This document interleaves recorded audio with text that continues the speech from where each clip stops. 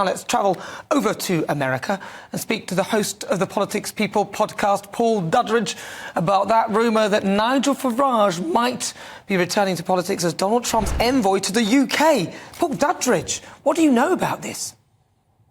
This is so exciting, isn't it? I don't think Nigel Farage has ever left frontline politics, to be fair. I mean, he is the captain of the ship of all right-thinking people in the UK. But yes, the rumour is, and these kind of rumours have got a bit more legs than, they haven't been quashed exactly, is that Trump would give Farage some kind of role in his future cabinet. And the obvious role is something like a trade envoy. What's interesting is that I think Nigel Farage has mentioned in the past that he'd be interested in being ambassador to the UK. But apparently you can't be a dual citizen and be ambassador to the country with which you're a dual citizen without the consent of the government of that host nation. So if Farage was appointed UK ambassador for the Trump administration, which we all hope happens, he would have to get permission from the probable Labour government to be able to take up that role. Oh, and really? I can't see them handing it over. Yeah, that's apparently it's the Vienna Conventions or Accord, some sort of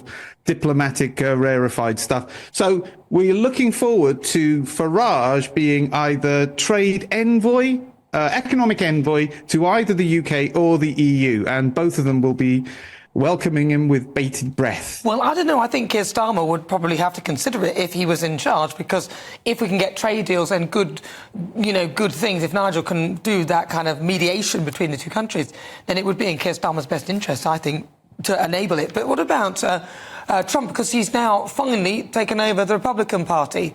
Nikki Haley has stepped aside and he has taken over finally.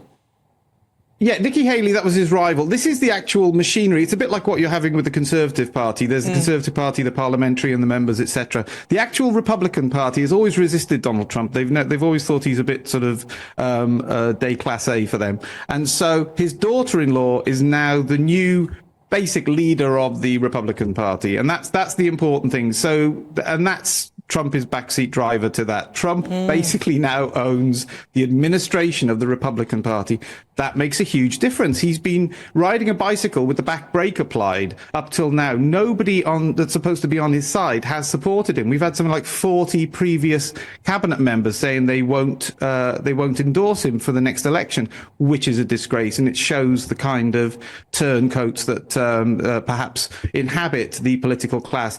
And so for him to get his hands on finally the actual vehicle of the Republican Party without having to negotiate with it is a huge step forward. But that's his daughter-in-law, Lara, I believe. Oh, that's good. Has now become chair. And what about, he said that he predicts a bloodbath if he doesn't win in November.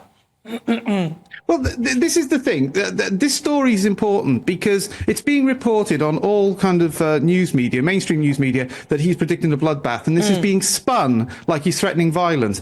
I watched the speech in Ohio last night, and what he actually said was if the Chinese government tried building car factories in Mexico and sending cars into the US, he'd put a 100% tariff on those cars. It would be a bloodbath for the auto workers. It would be. It is one of the worst, most mendacious uses of media that I've ever seen. They've literally just clipped out, it'll be a bloodbath if I don't get elected. He was talking about the auto industry. And so that's why I think that story is important. This is how pervasive this dishonesty is in the mainstream press. Well, they're sort of weaponising language. And what about the legal cases that are being delayed?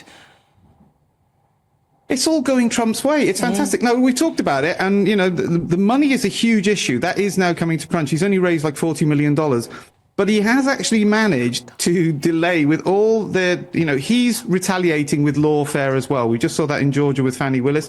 He has slow pedaled and resisted every one of these legal cases, and they all look like they can't really take place now legitimately until after an election.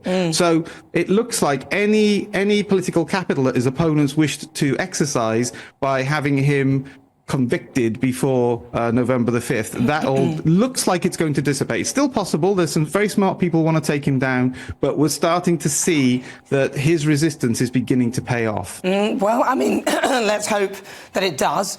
But, it'll be interesting to see what happens because, of course, Joe Biden is still there and the Democrats aren't really doing ridiculously bad considering how bad Joe Biden actually is. But Paul Duddridge, really good to talk to you. Thank you so much. That's Paul Duddridge, host of the Politics People podcast.